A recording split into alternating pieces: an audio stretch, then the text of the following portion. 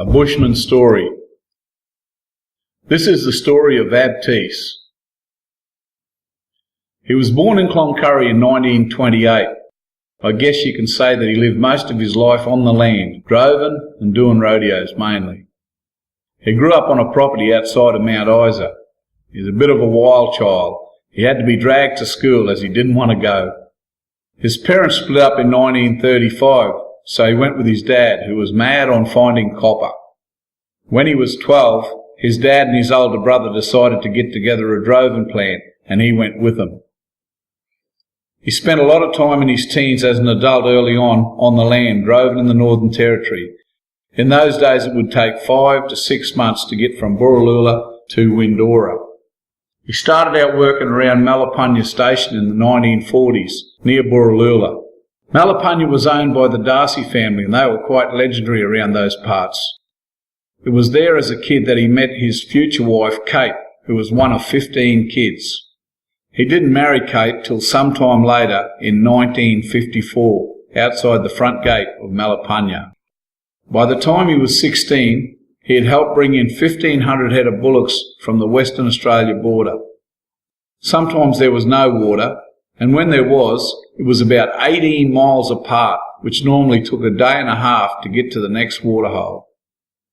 Because water was so scarce, and he only had a canvas water bag, he had to train himself to go without water. This wasn't so bad in the winter time, but in the summer, you can just imagine. Kate used to go on the road with him, cooking for the camp. She made a lot of dampers, and was good at making bread. He learned to make his own entertainment back then. He used to write some bush poetry and play a bit of guitar and sing the odd song.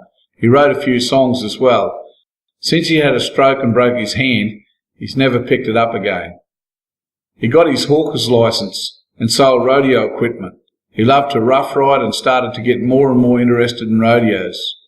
He would travel anywhere from Alice Springs to Darwin to follow the rodeo circuit, just to ride buck-jumping horses.